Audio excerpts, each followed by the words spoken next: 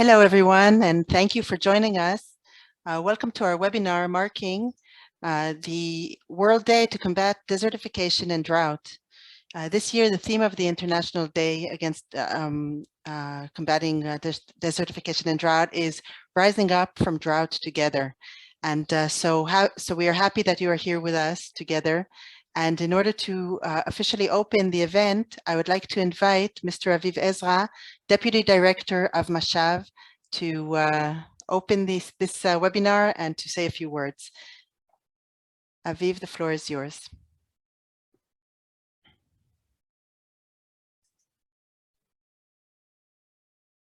Aviv, you are on mute. There we go. There we go. Shalom, everybody. Good afternoon. It is such a pleasure and an honor to be able to bring greetings on behalf of Mashav, Israel's Agency for International Cooperation, on this specific, uniquely important day. I want to begin by, of course, thanking MATC for organizing this. I want to thank Professor Berliner, of course, for being able to say a few words and bring the lecture on behalf of Mashav.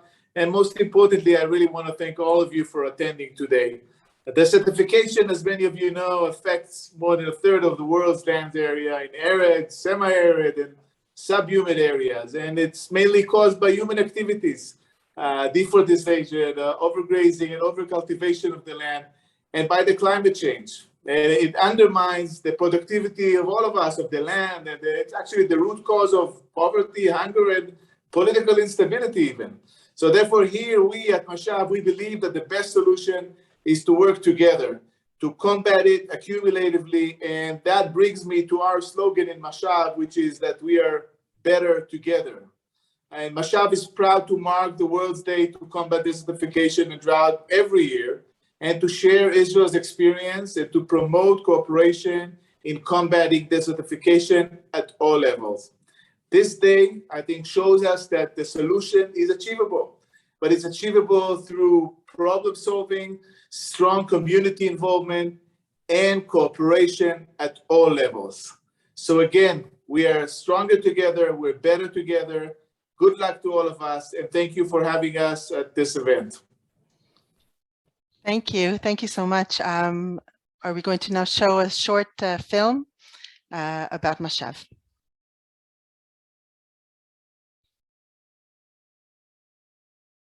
I think we are.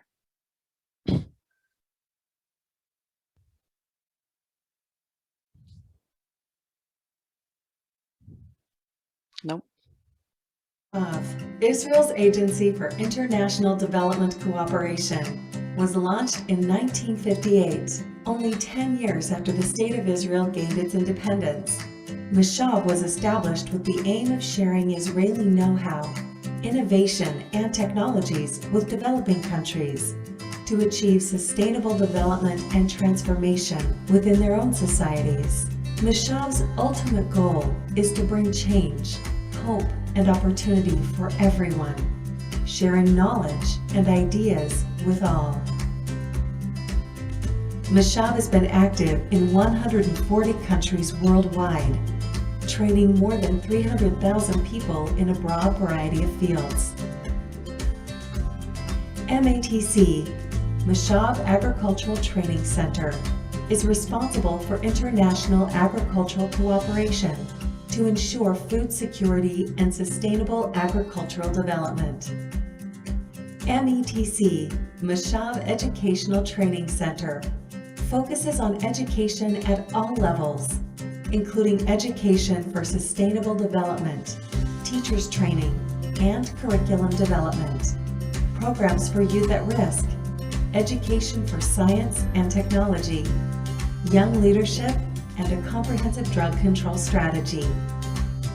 MCTC, Mashav Carmel Training Center, is dedicated to the advancement of women's leadership, innovation and entrepreneurship, gender equality, and women's empowerment. Mashav initiates active dialogues with fellow nations and international organizations, creating partnerships for development all around the world. We place people at the heart of development. We invest efforts in our human capacity building, working with local stakeholders and communities to develop innovative and creative solutions to overcome pressing development challenges. In alignment with the 2030 Sustainable Development Agenda, we are committed to continue empowering fellow nations in the fight against poverty and inequality, to overcome development challenges and achieve a better future for all.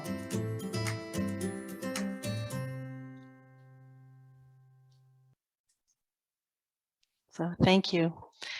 So the lecture today is going to be led by Professor Pedro Berliner, who is a Professor Emeritus of the Ben-Gurion University of the Negev, and he is the former director of the Jacob Blaustein Institute for Desert Research. He is a world-renowned expert on desertification, and his research has contributed to Israel's own development and our own success story in making the desert bloom. So today he will share some of what Israel is doing, what he is doing, and with you.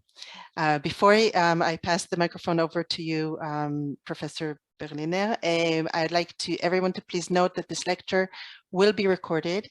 The video will be available on our YouTube channel, which is the Mashav MATC YouTube channel, and you can watch it again. You could share it with your friends and colleagues. You're welcome to. If you want to ask questions during the lecture, please use the chat button, and we will be giving some time at the end of the lecture for questions and answers. So that's about it. Thank you for being with us, and I would now like to pass over the microphone to you. Professor Berliner, the floor is yours.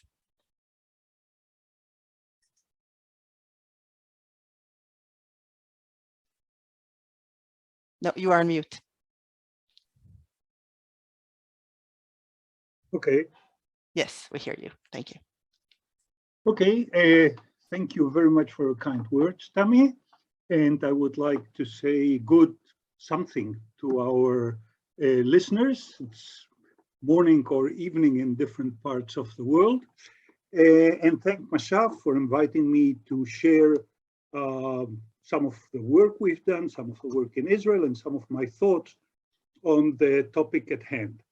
I will start by sharing my screen.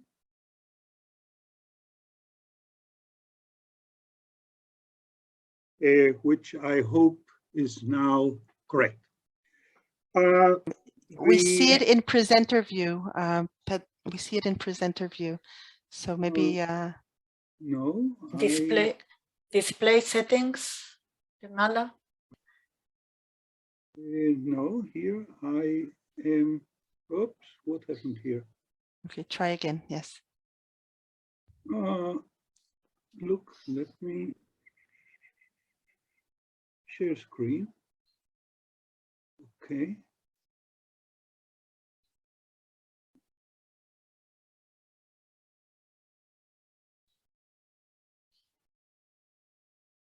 Okay. So now we see it together with the definitions on the side. So if you could go, yeah, no, again, once again, we are seeing even your next slide. So we are seeing presenter view again. Now? Now it's perfect. Okay. Okay, thank you. So, sorry. This webinar is a result of tomorrow is the International Desertification and Drought Day. And why do we have, or what is the Desertification and Drought Day? Obviously, it was decided by the UN to have such a day. One is to promote public awareness of the issue. Unfortunately, the public is not aware. The second one is that and that will be mainly the talk today, is that both desertification and drought can be effectively tackled, that solutions are possible, which is also not a fact known by everybody. And the third one is to strengthen the implementation of the United Nations Convention to Combat Desertification in countries experiencing serious drought and or desertification, particularly in Africa. This is the name of this convention. There are 3 environmental conventions in the United Nations: climate change, biological diversity, and combat to desertification. But what is interesting here, there is an emphasis on Africa, which is quite often forgot. And I will be, in a sense, not talking only about problems in Africa, but most of my talk will be in that direction. It has been said by Ezra that we are all affected by desertification. A very large percentage of our land is not as productive as it used to be, and it is increasing at a faster pace than what it used to be, mainly due to the, I would say, synergetic effect of climate change, which is affecting all of the process on our planet. And this is really worrying. We have to define desertification because intuitively we may think that it has something to do with deserts. Actually, what we are talking about is land degradation. And here it's important to note, we are talking about drylands, desertification in drylands. And there are a number of factors, including climate variations and human activities. And the latter, there's a very large list of activities which affect or which cause desertification, overgrazing, deforestation, and poor irrigation practices. Usually, this is a result of economic and social pressure.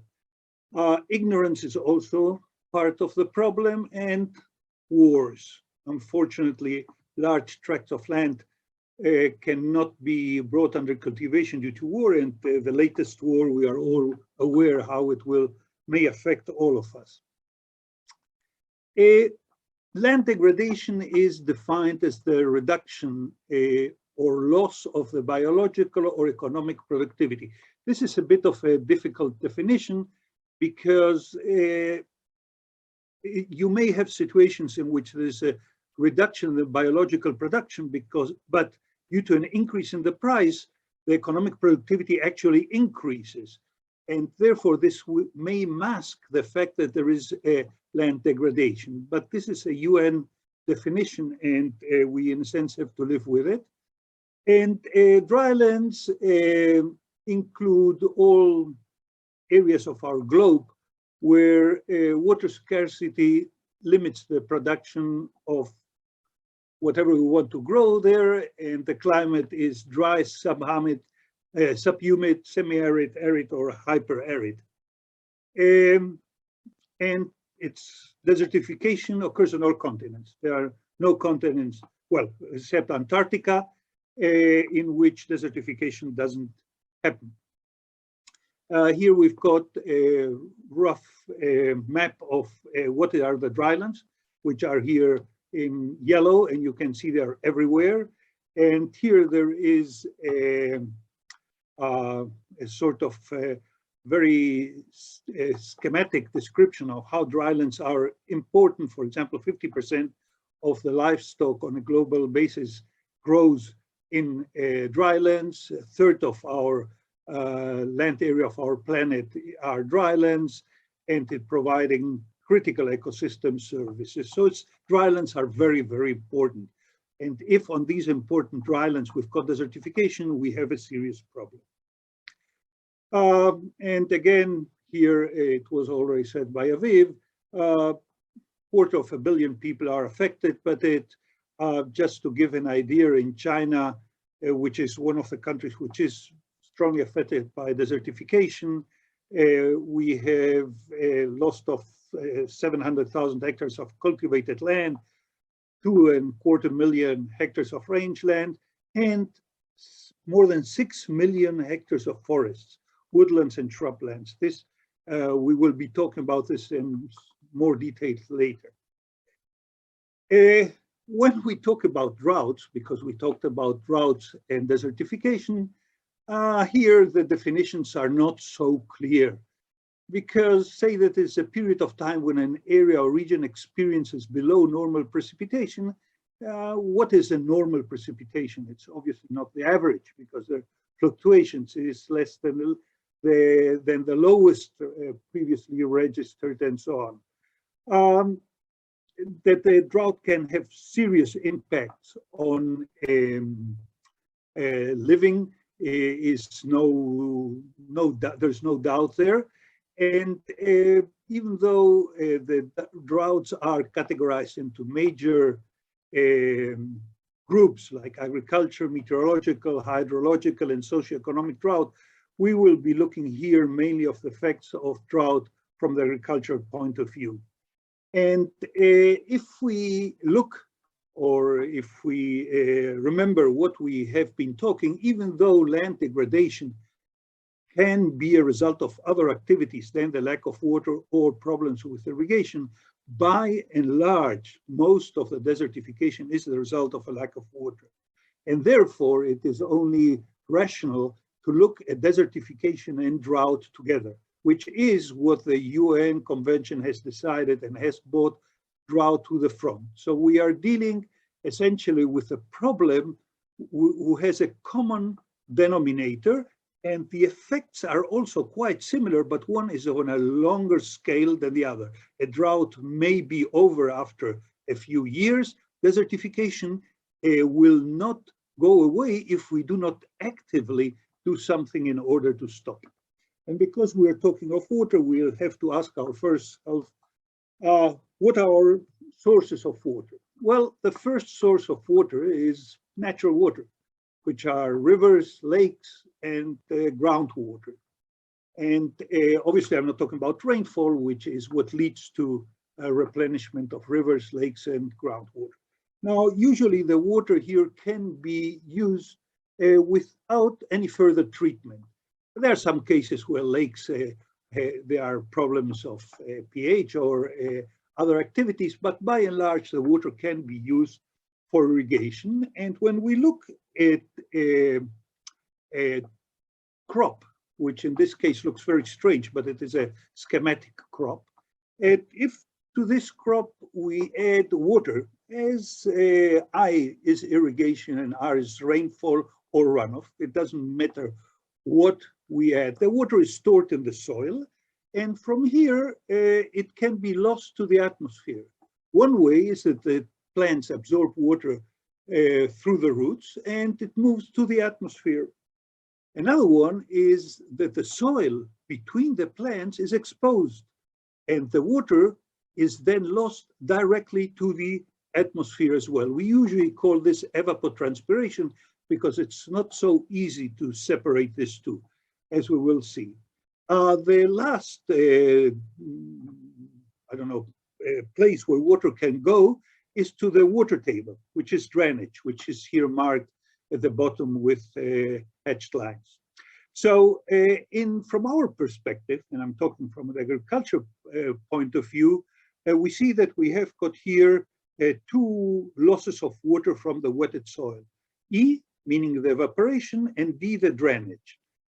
Drainage is a bit controversial because we as agriculturists see this as a lot, but hydrologists see this as the main input to the water table. So when there is a loss of water by drainage, it's actually not lost in the sense that it cannot be used.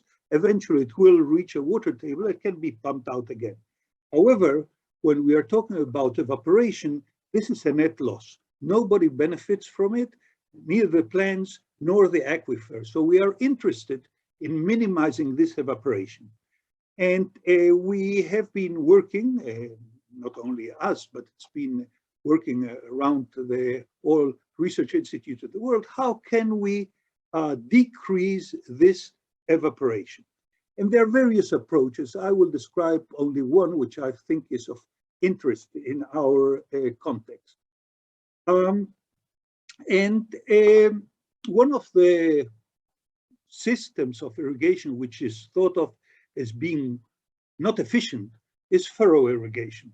You just let the water flow in a furrow, it wets all the soil, and water is thereby lost to the atmosphere, to the ground table, and so on. And we compared it to trickle irrigation. Trickle irrigation, I think that most of the viewers or present at the webinar know that it is a system where you apply water at whatever rate we are interested to the plants. We wet only the part of the surface, and it's therefore considered to be a very efficient system of irrigation. However, and this has to be said, you need water under pressure. You need a system which provides the farmer with water under pressure, while in a furrow, this can be flooded using gravity alone. And what we did, we covered the area between the rows of the crops with a polyethylene sheet. In this case, it was a black polyethylene sheet, and we covered both the furrow and the irrigation with polyethylene, and we tested this on maize because it's a very important crop. If we look at the results, we see at the top the dry biomass, and the full color are those that are mulched, and those which are hatched are non-mulched. For example, so the red is the drip with the mulch, and the red, or the, I don't know, it's light red is the one which has not been mulched. And we can see very, very clearly that in both cases, the mulch increased the productivity of the crop dramatically. And when we look at the bottom graph, in which we depict the actual amount of water which the plants absorbs, we can see that the ones that were not mulch absorbed more, in some cases significantly more, like in the case of the furrow, lost more water from the soil profile than their corresponding mulch. When we look at the final results, this week just used the maize as it would be used for silage, which means all the biomass. We can see very clearly that FM and DM, which are furrow with mulch and drip with mulch, produced the highest amount of biomass. Incidentally, in parentheses are standard deviations, something which is not so interesting for the audience at large, but we can see that they produce significantly more than those without the mulch. We looked at the shoot-to-root ratio. This is a trick which we used in order to estimate how much water was used to the plant, even when we did not have the mulch. And from this, we could back calculate the actual percentage of water evaporated. And we can see, and this is utterly amazing, that in the case of the furrow, we lost almost 40% of the water by direct evaporation from the soil. And the drip, which is thought of as being a very efficient system, lost something like 35% of water by evaporation. What are the implications of this finding? The implications are that if we cover our furrow with plastic, and this can be any type of plastic, we can attain yields which are similar to the ones we obtain with drip without having the need for a very costly infrastructure that provides water under pressure. I think that this is especially important for the small farmer, not for the large industrial farmers which cultivate thousands of or I don't know, hundreds of hectares, but for the small farmer, which has a very limited amount of water, but he can cover his furrow with plastic. And this will make an incredible difference in the amount of water. For example, if we are talking of drought and the amount of water is reduced by 30%, 40%, he still can, by using judiciously his water and covering the rows in the soil in between the rows, he can still obtain yield and not face hunger or starvation. And this is using any source of water, irrespective from where it comes. We talked about what we would call good water.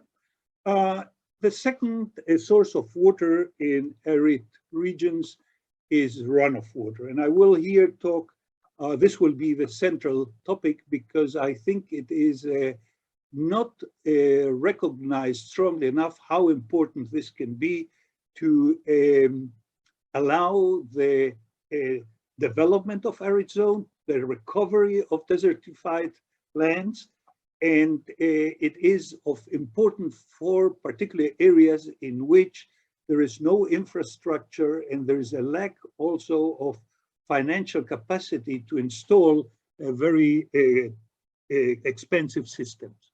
I will, at this opportunity, introduce my institute where I'm working, and a map of Israel, which the red point or the red circle indicates where we are. If you look at the state of Israel, precipitation decreases from north to south, and the top in the northern part, we can see something like 900 millimeters per year, and at the bottom something like 50 millimeters per year.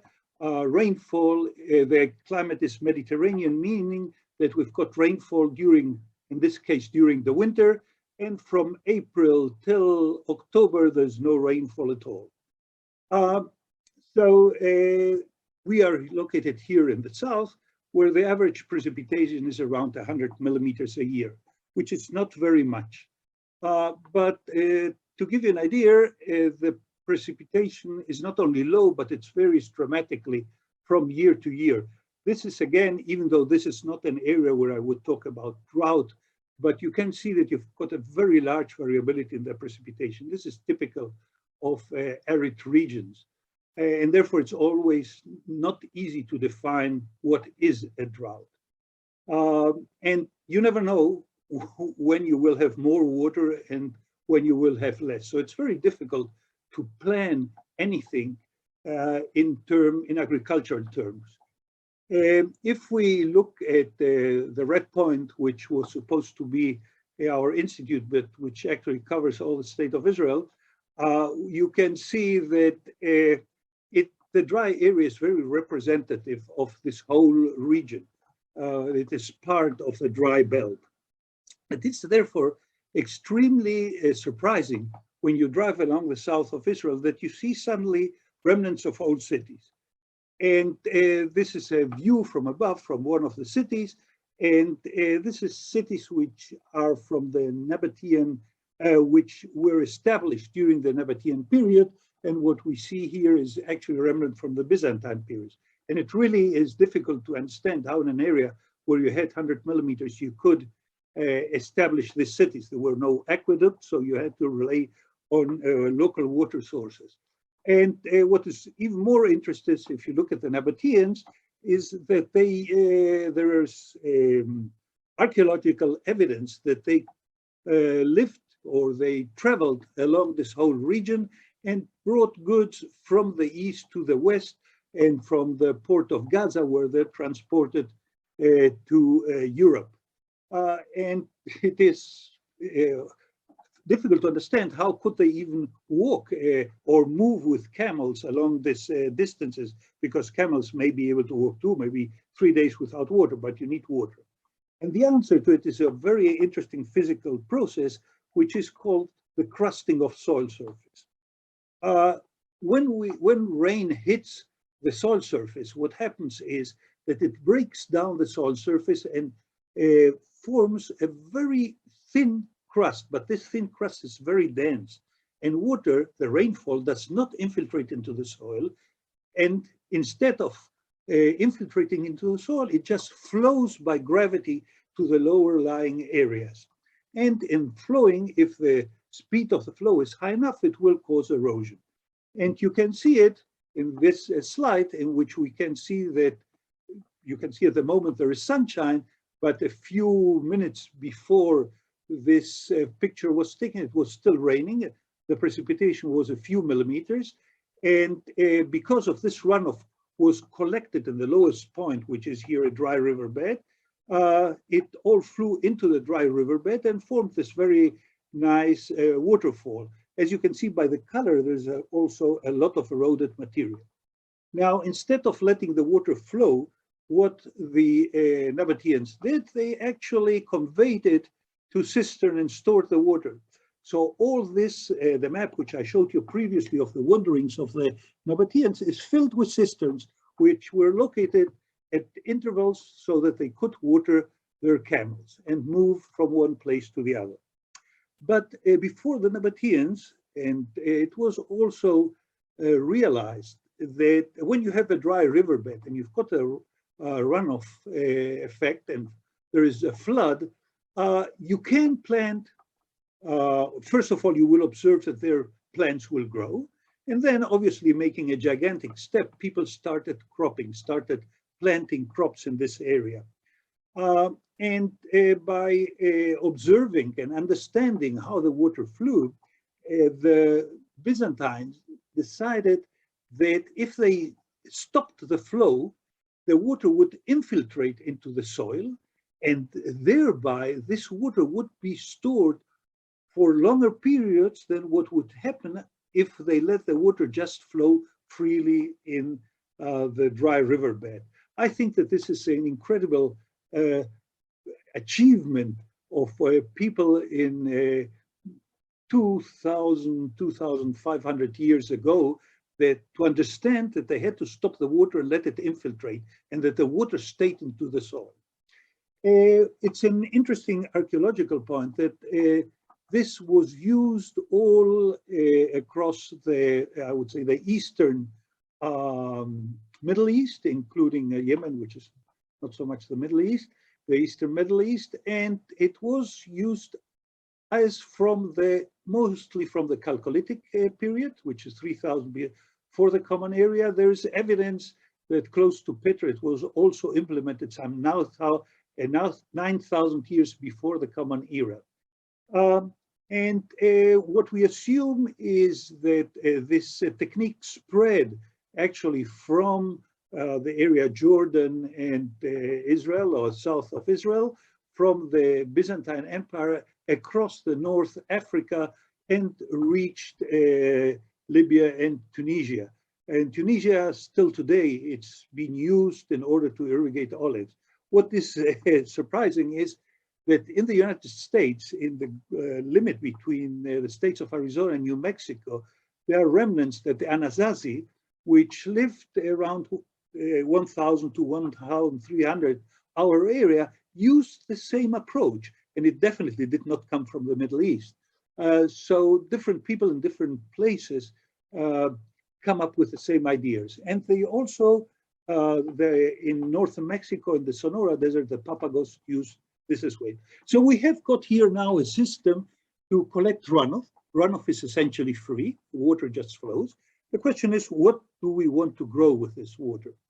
And before going on that, I want to show you a picture. This is a rebuilt Byzantine farm in the south of Israel, and the water flows from left to the right of the picture, and the plots are successively flooded, and the excess water flows into the next flood, and the next plot, and so on by gravity.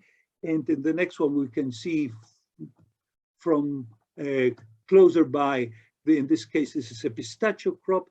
The water stands, and on the right-hand plot, you can see, if you pay attention, that there are some areas where there's also no water. Usually within a day or 2 days, the water subsides and is absorbed by the soil. Another view for an interesting, different approach is that one we developed in another farm, and at the foothills of the hillocks, there is a dry riverbed. These plots were irrigated with water which was derived from the dry riverbed into the plots. It's a different technique, but it works as well, and you can irrigate large tracts of land. And as I mentioned before, the question was, what do we want to irrigate? And here, not to our aid, but we realized there's a big problem worldwide, which is firewood. I here took two pictures in the Namib Desert in which people walk daily kilometers in order to collect firewood and use this firewood in order to cook and to sanitize water in case they drink water. Water is usually not available good quality, and in order to avoid serious epidemics, water has to be boiled, and to that you need firewood. The lack of firewood is a global problem, and you can see this is a very old map, but I haven't seen any newer one. It's very difficult to collect the data for this type of exercises, and was once a deficit some 40 years ago, is probably, if not acute scarcity, today's scarce.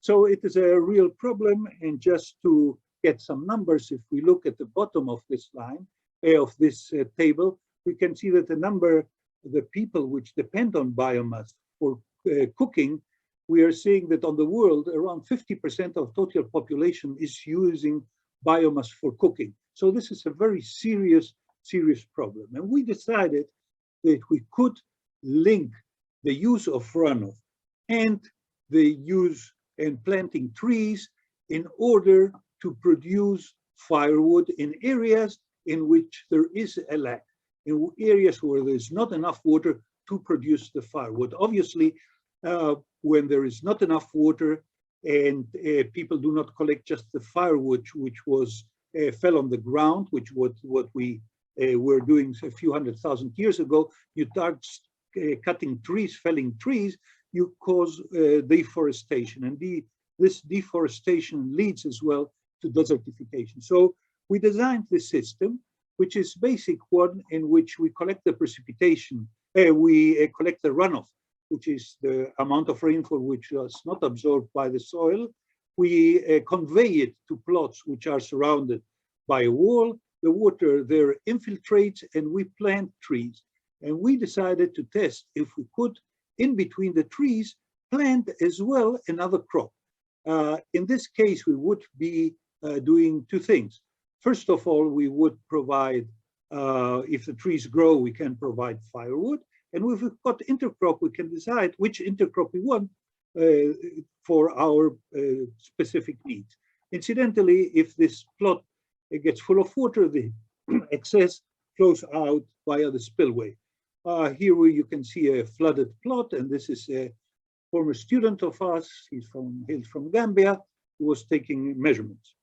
So if we look at the system schematically, we have trees.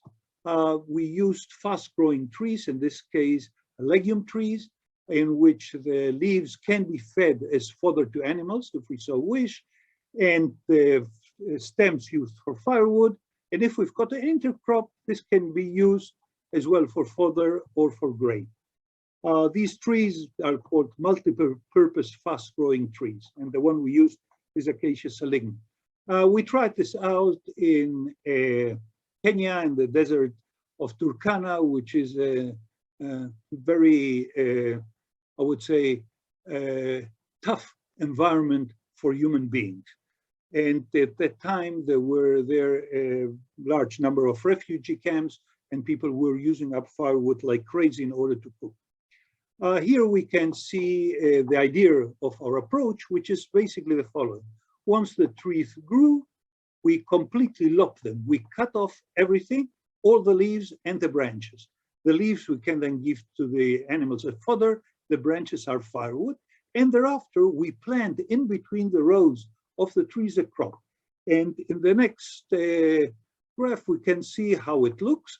Once the intercrop starts forming flowers or grain, this is the time when the tree starts growing, because at the beginning, there were no leaves from the tree. So the intercrop grew as if it was going on its own.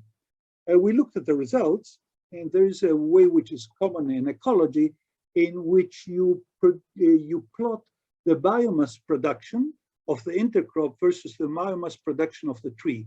And the two extremes, the green one at the top and the brown one at the right, indicate the 2 points where you obtain the maximum production of the tree, with the brown one, and the green one, which is the intercrop.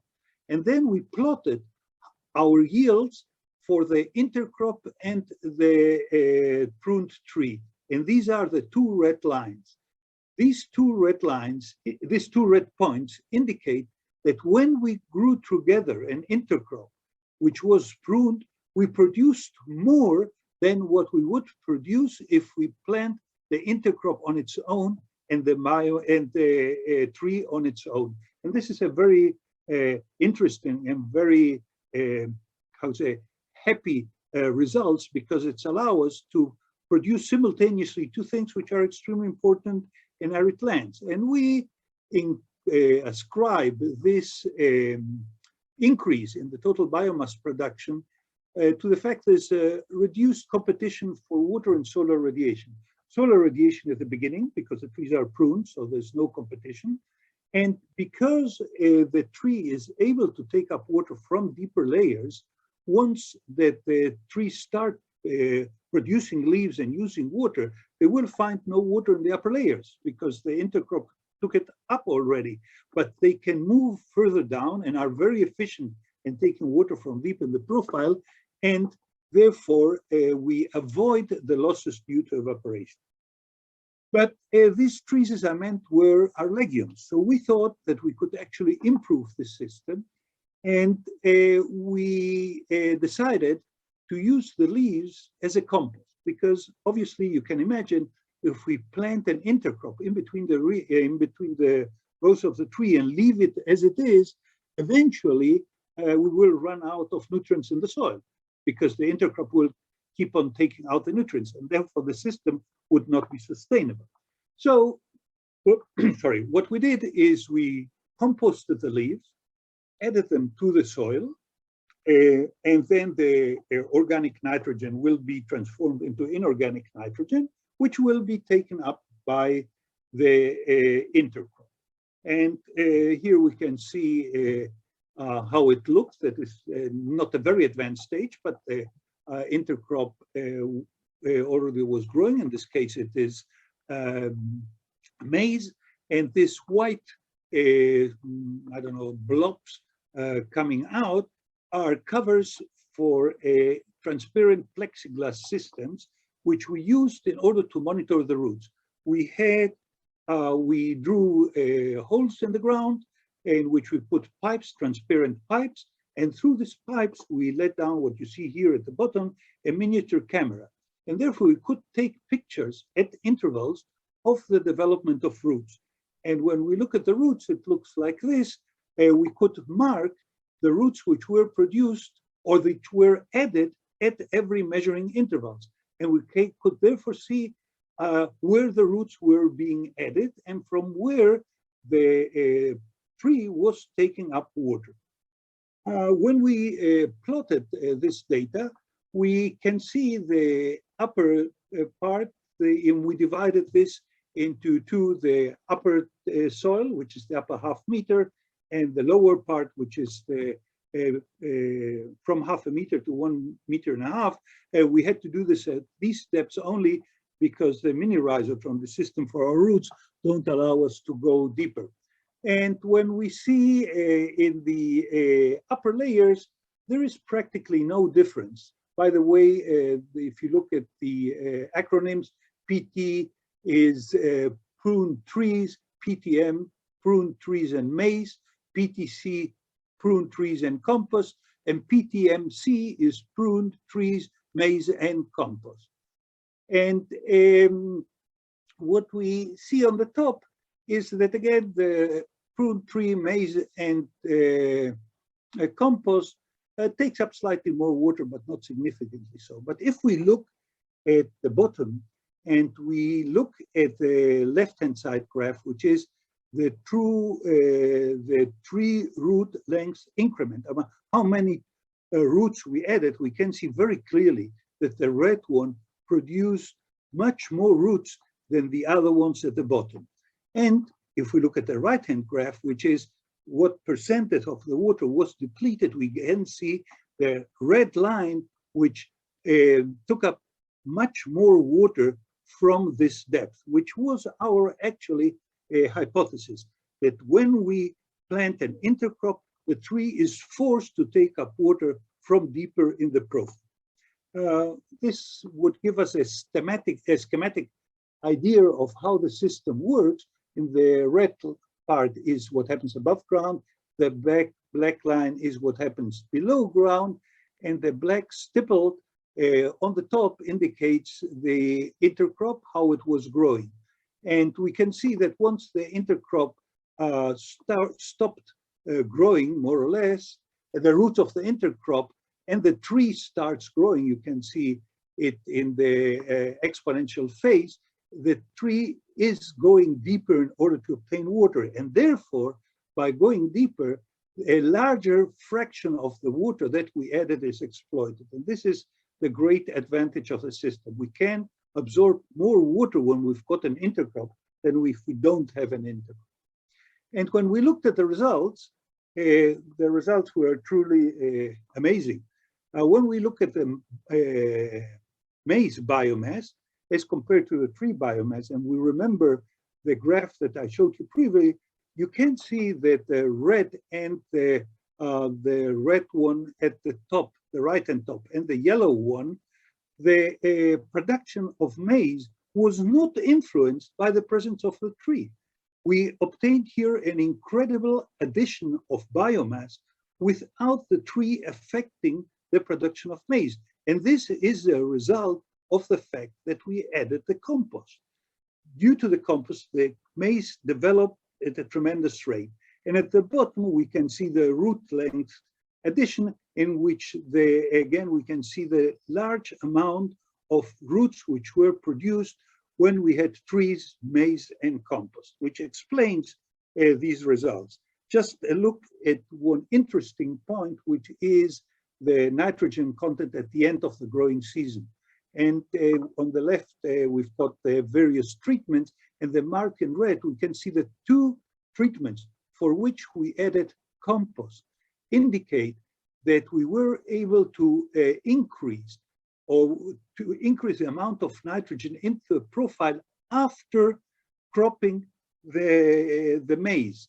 And this ensures the sustainability of the system, which means that we can, every time, take leaves, compost them, add to the soil, produce an intercrop without having to fertilize, or at least for the major parameter, NPK.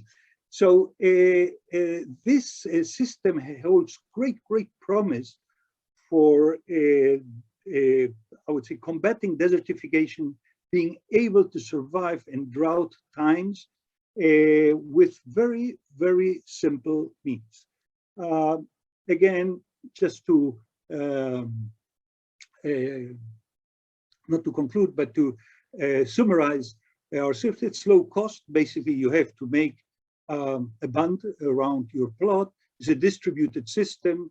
It's easy to implement. The maintenance costs are minimum. The only thing you have to do is to make sure that you have got no holes in your walls, because rodents like these walls, and you have to plug them.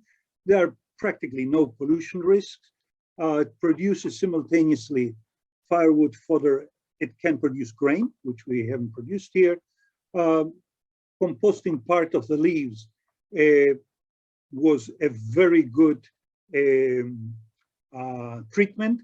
It increased the gross water use efficiency of the system, and the compost ensures the sustainability of the system. However, there are some caveats. We need that the soil have a adequate holding capacity. This would not work in a sandy soil, very simple. The soil has to be deep.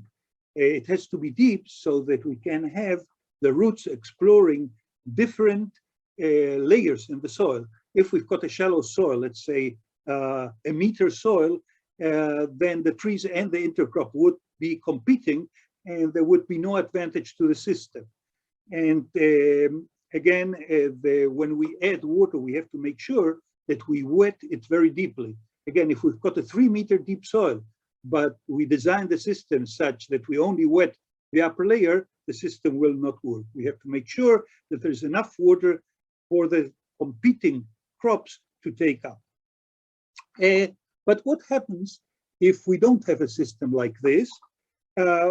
If we don't have a system like this and we've got gently sloping lanes, we can use micro-catchments, which are systems in which simply collect the runoff from a small area into a pit, a system like this. Here you can see the water flowing into the pit, and we've got here a system which provides discharge. We are just measuring the discharge, and the water is flowing into the pit, and there a tree grows. Here it's one important point to explain is that rainfall in arid zones come in pulses. And here what we see is rain in the blue lines, and the red line is the runoff production for small plots, which were of the order of 40 to 50 square meters. Whenever we've got a peak of rainfall, we've got a peak of runoff. And this is very different to once you've got the more mesic areas in which what the extreme would be the typical London drizzle, which is raining at a very, very low rainfall intensity over a long period. Here we've got pulses, and they produce the runoff. And the red line, interestingly enough, even though not so important, is the moment you've got even remnants of a crop, you dramatically reduce the runoff. Now, this system, which I described just a minute ago, this micro-catchment, didn't work. And it turned out that when you dig a shallow pit, the water spreads horizontally. And if you look at the picture on the left, the wet zone is much larger than the pit, and you are losing water from the surface to the atmosphere from a much larger surface. When you've got a deep pit, like the one on the bottom picture, water does not reach the surface, and you lose water only from the lower part of the pit. But this is not very convenient. So we designed a system in which instead of having the micro-catchments like I explained a minute ago, we just conveyed the water into a trench, and we planted trees into a trench, and it looks like this. This is immediately after building the trench. The water flows. These boxes are just to measure the amount of flux, and this is how this same trench looks planted with trees. This is 2.5 years after we planted them. The trees grew extremely well. Now, we carried out measurements. We measured water in the soil with neutron tubes. I will not go into great detail. We then measure the amount of water we flows in the trunk. We do this by adding heat pulses, and we measure the speed at which this energy is dissipated. And from that, we can calculate how much water is flowing in the trunk of the tree. And when we look at the results, we can see that the green line, which is the evapotranspiration in the trenches, and the black line, which is the evapotranspiration, the micro-catchment, the conventional micro-catchment, almost 120 days after the runoff event, the trees in the trenches were still using water, while the trees in the micro-catchment had practically no more water and were actually on the point of dying. So this system works also very, very well. And it is also very easy to implement, even easier than the previous one, because the plots are small. However, intercropping is not really possible. If we go back to our previous scheme, and we had what other sources of water, we've got wastewater. Wastewater is a very ubiquitous source of water because all cities produce water, and this wastewater can be treated by can also by aeration and then by filtration, and the filtered water can be used for irrigation. It is not a very simple system. It has to be filtrated. Filter systems tend to be complicated. And if you want to use the water and not contaminate the soil, you need to have secondary or tertiary filtration. And the smaller the mesh, which means the more efficient you are in removing all that you've got in the wastewater, the more it costs. There are some indications that even after ultrafiltration, there are problems in using the wastewater directly. And one of the reasons for it is that we can filtrate for example, organic molecules and so on, but we cannot filter out sodium and chloride. And wastewater usually contains a high concentration of salts. And the same problem we've got brackish water. Brackish water are aquifers in which the salt content is higher significantly than that of, let's call it good quality water we can use for normal use, but much lower than water from the sea. This is another source of water we have. And this brackish water is in Israel used sometimes to produce some very special types of crops, but it has to be used with great care because it can affect the soil. So it's mainly used in very sandy soils, and only one part of the season it's used to grow some very special kind of tomato. But it is brackish water sources are abundant under quite a number of desert areas, but they have to be used very judiciously. Another source of water we have, at least for those deserts which are close to the sea, is seawater. And both brackish water and seawater can be treated by a system which removes the salts. The system is called reverse osmosis, and it is implemented in Israel on a large scale. This water can then be used, as it is the case in Israel, mainly for municipal use, for human use. And I think that the wastewater, in order to allow it to be used on a large scale and make sure that we have got no long-term problems, will have to be also treated by a reverse osmosis in order to make it available to farmers.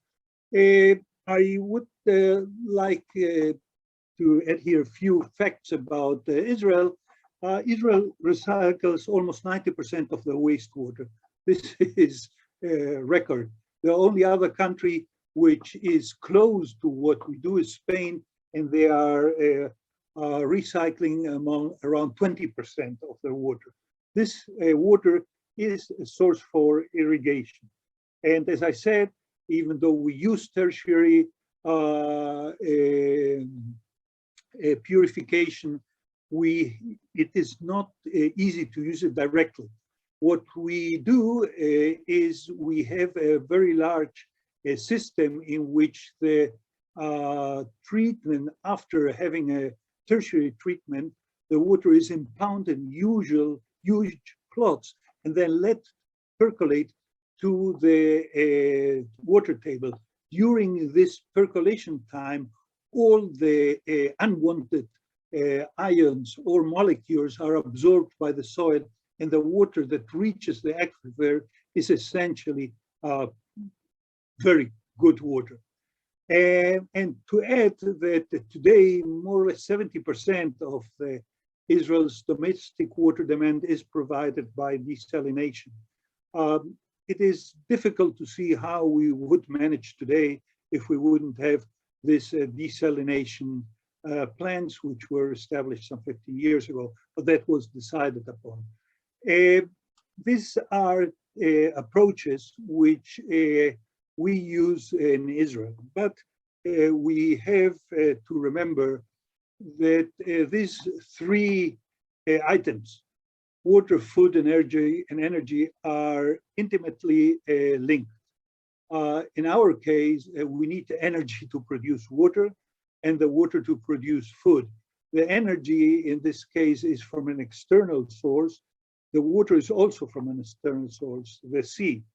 Needless to say, there are some problems with the production of desalinated water, that it cannot be used directly because there are no salts in it, and we have problems with the brine, which has to be disposed of. But by and large, the system allows us to survive in an area in which water is very, very scarce. And I would like to finalize then by saying the situation on a global scale is not good, but there are tools to solve the problems. And the tools do not need to be always very expensive and require very sophisticated and expensive infrastructure. We can solve problems of those facing drought and desertification, also in the poorer areas of the world. Thank you. Okay. Thank you so much, Professor Berliner. Now, if anyone has some questions, you can please use the chat button to present your questions. I think we can stop the share now. Yes. Okay. Yes, okay, wait. It's okay. All right. Right. I'm not sharing right now, right? Am I? No. Okay. Yes. Perfect. Okay. So there are, I think, 2 questions here so far. Let me present them to you.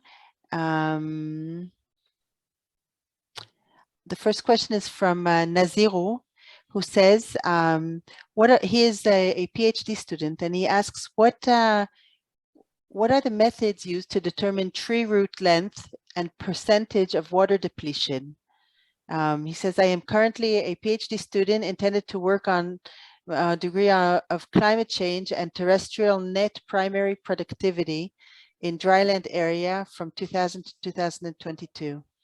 Apart from using satellite images, can I also work in the laboratory to justify the results? The question was if there any way for measuring destructive root length or biomass? No, tree root length and percentage of water depletion. Okay, well, we do, what I presented is not destructive. The root length we measure with the system, the rhizotron, which is not destructive, but is expensive. And the water in the soil we measure by using the neutron moderation technique, which is essentially a probe, which is a radioactive source, which emits fast neutrons. We put this down in the soil, and we measure the number of slow neutrons which go back to the instrument, which is proportional to the amount of water in the soil. And thus we can come back to the same spot time after time without having to take soil samples. Okay, thank you. Now, Manuel from Guatemala has asked a question, but I'm sorry, Manuel, I'm having trouble understanding it. I will try to read it out and see if we can figure it out, okay? So Manuel says, it seems to me that agroforestry systems are the systems we must implement to take care of water and soil loss. So I believe we need to measure now before in time we reach times to learn in advance how important are and will be the agroforestry systems in our countries. My question is, could Mashav local offices support academy to implement research in advanced time to show the results before shortage of water and soil?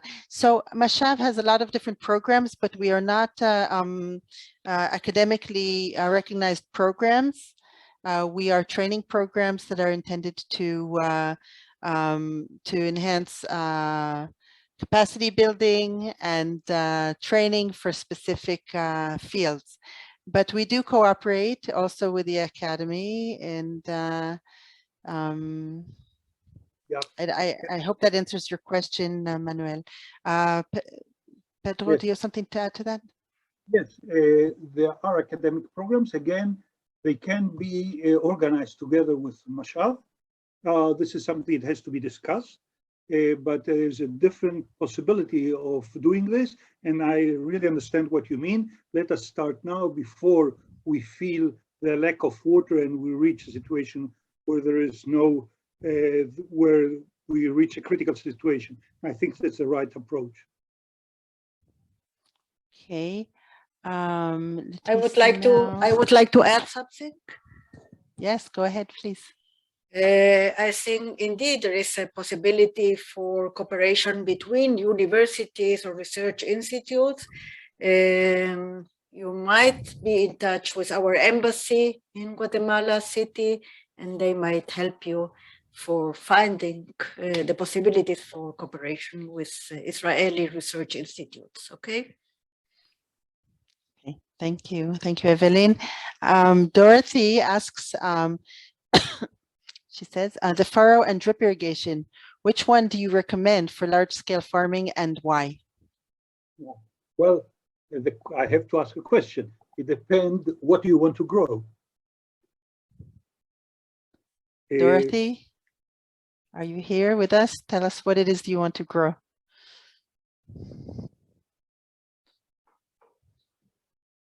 It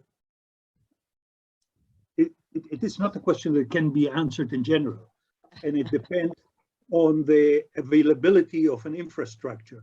If there is, for example, water under pressure available, and you are talking about orchards, I would definitely recommend trickle irrigation. If you are talking of a field crop, maybe center pivot is better than anything else. However, if there's no water is not available under pressure, but it's in open channels, then furrow irrigation would be the best solution. So it's and it depends very much on the crop and also the soil. Okay, Kinde La Mesa is asking, when you talk about drought in sub-Saharan Africa, categorized under meteorological drought, is it categorized under meteorological drought or agricultural drought, and why? Well, as I mentioned, I talked about a drought from an agriculture perspective. The reason is the following, that we know that in semi-arid regions and arid regions, obviously, the total amount of precipitation is not always indicative of a drought. Sometimes you have very large events of rainfall, which results in average values or total rainfall precipitation for the year, which may be close to the average. But if you had this large event, and most of the water was used as a flood, we've got very little water in the soil. And actually, we may have a drought, even though it appears that we had a lot of rainfall. In other cases, we may have a very large number of small events, but in arid and semi-arid regions, where temperatures are usually high and high levels of radiation, the moment that you wet the upper layer, most of this water gets lost. So you've got a very large number of small events. This, even though the total amount of rainfall may indicate it's not a drought meteorologically, but it's definitely an agricultural drought. So I was referring myself specifically to agricultural drought. How much water do we have in the profile when we plant our crop? Thank you. I think maybe we did not satisfy Naziro. He asked about using satellite images and also as compared to working with the laboratory to justify results. Can you refer to that? Yes. Look, satellite imagery is a tremendous tool because it allows us to obtain data for very large areas and we can see how they evolve. But in order to be able to see what this data means, you need ground truth. And ground truth you will not get by working in the lab, but by actually carrying out measurements on the sites for which you have satellite imager. So you have a satellite image, you want to know what does this mean in terms of biomass, in terms of productivity. You have to go to the field and actually carry out measurements. There are a large variety of approaches that can be used, but you need to have a validation of whatever algorithms you're using when you analyze your remote sensing data. Okay, thank you. I think I would like to ask Dorothy is now answering us that she wants to plant coconuts. So Okay, I've got no experience with coconuts. I cannot comment there, but a coconut is a tree. And as such, I would say, if there is water under pressure, I would recommend drip irrigation. But as far as I can remember, and the plantations are not very dense, which would mean, if I'm right, that quite a lot of solar radiation reaches the ground. So if you want to be efficient, you should really cover your trickle irrigation line with polyethylene mulch, and then you would ensure the optimum results. Okay, thank you. So I would like to ask a question. I would like to ask about the future. I know that none of us are prophets, but I think every year we have this day to mark the World Day for Combating Desertification. And so I'd like to ask you, from your perspective, what do you think, how are we doing with this combating desertification? And what do you think is about to happen in the upcoming years in that respect?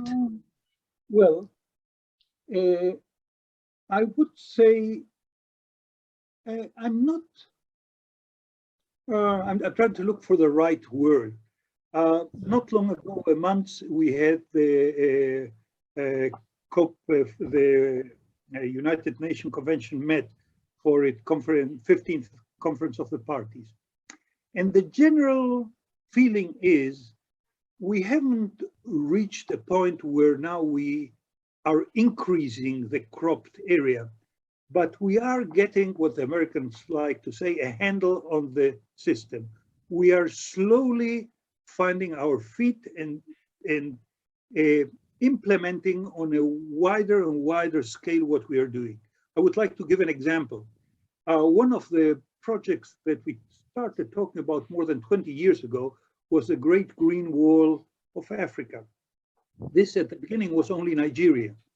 And there was a lot of talk. Now we've reached a stage where all the major countries already pledged money, and without money you cannot start this project. And there are already projects which are beginning to work. If this comes to fruition, and I think it will take time. This is not something which you solve in a very short period. But if this Great Green Wall even is not complete as we would like it, it will make a huge difference of sub-Saharan Africa. So I would see that I'm very cautiously optimistic. We have the tools, but what we have to put the emphasis, and this I think is Mashav's as well as a role, we have to get the tools to those who need them. And Mashav has a great role in this aspect, and I think we can enhance this dramatically, because as I showed here, and others as well, we are not the only ones who are doing this type of work, we know how to solve the problem. We just have to give the right tools to the people to solve their own problems, and it can be done. Okay, so thank you. And so thank you very much, Professor Berliner. Thank you, all of you, for being with us today. And before we end, I think Evelyn would like to say something. Yeah, I think, first of all, thank you to everybody for joining us. Professor Berliner, it was great to hear you once again. And what do you say if we have here a wonderful international meeting, and could we open for 1 second the cameras so we can see you, and maybe we can take an international picture Screenshot. In order to remembering this great meeting and this let's say special day for combating desertification meeting. So open your cameras, please, for 5 seconds. You can. Okay. Okay. If you can, if you have the camera, it would be great.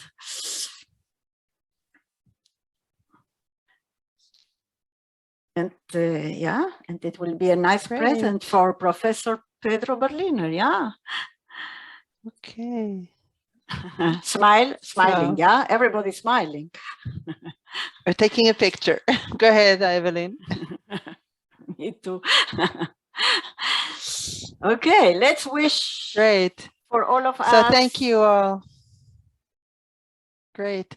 And we'll see you on our future events, on future lectures and